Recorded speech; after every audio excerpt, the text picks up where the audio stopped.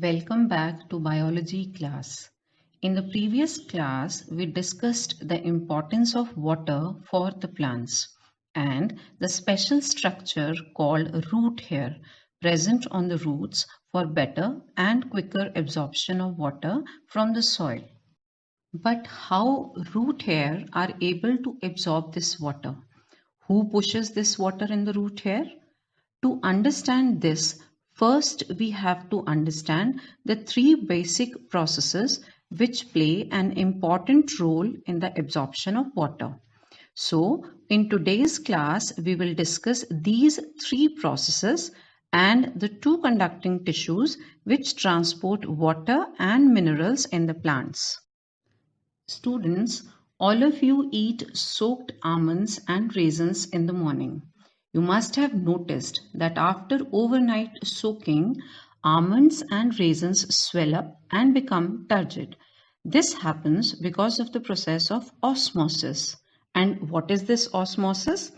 Osmosis is the process of movement of water or solvent across semi-permeable membrane from a region of higher concentration to the region of its lower concentration. To understand this process in a better way, let's see the following video. Osmosis is the movement of fluid such as water from a less concentrated to a more concentrated solution through a semi-permeable membrane. Imagine a container that has been divided in half by a semi-permeable membrane. This semi-permeable membrane only allows water to cross but not sugar, just like most cell membranes in animals.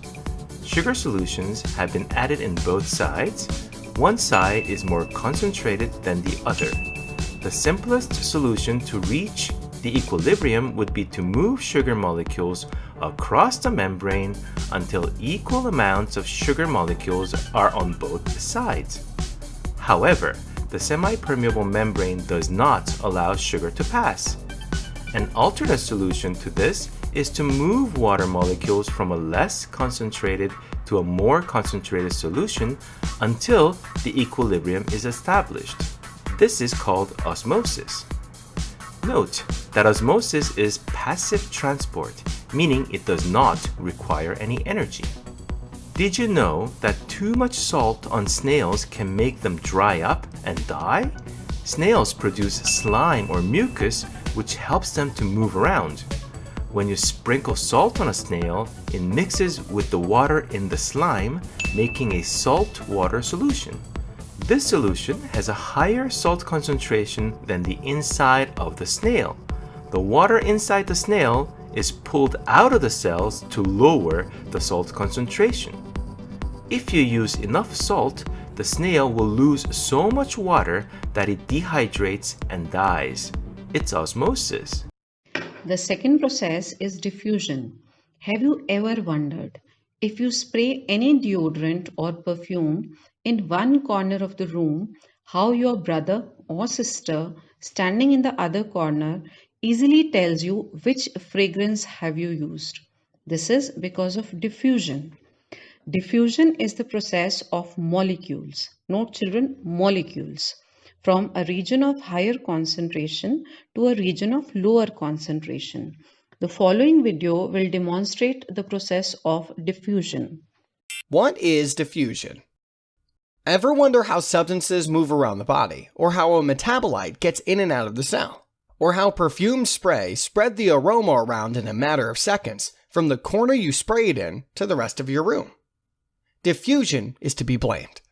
Yes, it is the kind of transport in which dissolved substances or particles move from region of higher concentration to lower concentration with no external energy involved. Since this transport does not require energy from external source, it is also called passive transport. Diffusion occurs when particles, gases, or dissolved substances are mobile or free to move as they spread from where they are in high concentration to the region where they are in low concentration throughout the concentration gradient. The concentration gradient is an environment in which particles are distributed in different concentrations. Students, you have now clearly understood the two processes, diffusion and osmosis, and I'm sure you can easily differentiate between them. Let's see what is the difference between them. Osmosis takes place only in the liquid medium, whereas diffusion occurs in all mediums, solid, liquid, or gaseous.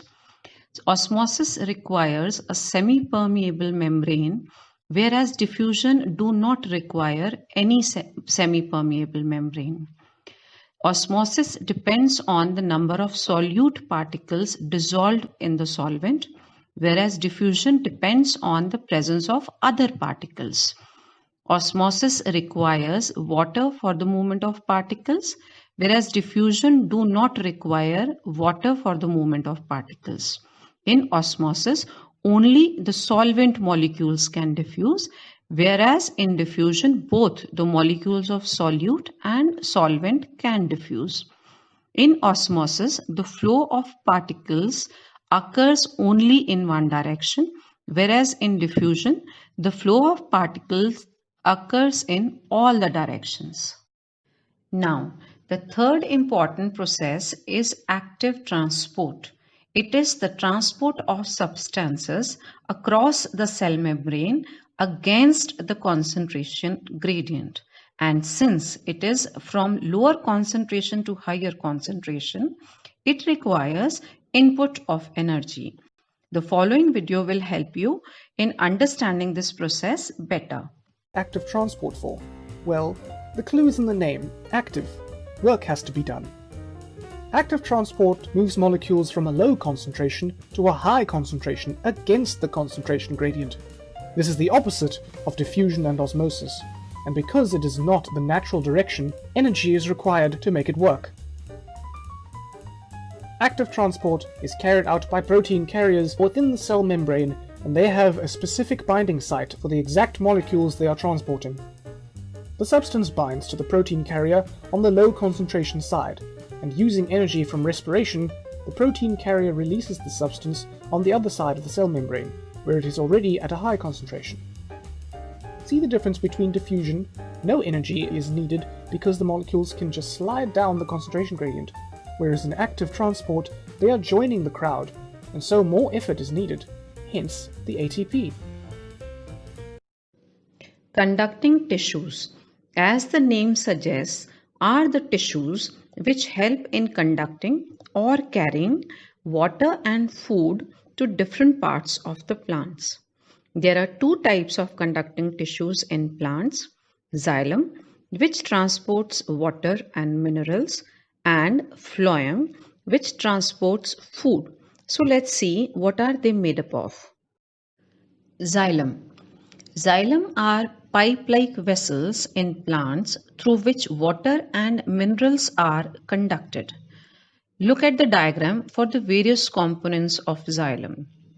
Each xylem vessel is made up of thick walls and elongated cells called trachees, which are supported by xylem parenchyma and xylem fibers and help the xylem to conduct water and minerals from roots to all the parts of the plant.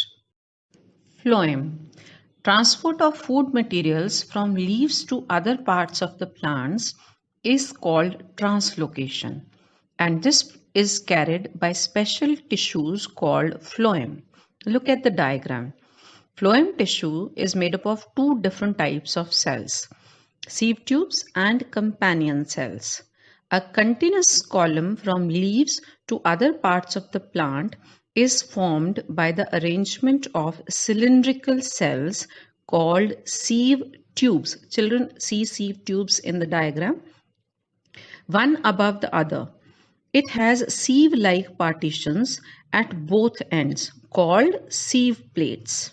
The companion cells are found next to the sieve cells that assist the sieve tubes to function properly and carry food prepared by the leaves to all the parts of the plant. So students, in today's class we discussed the three processes which play an important role in the absorption of water from the soil: osmosis, diffusion, and active transport, and components of xylem and phloem. the two conducting tissues which conduct food and water in the plants.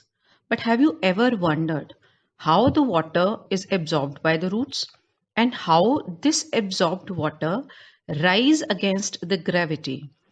We will understand all this in the next class. Thank you and take care of yourself.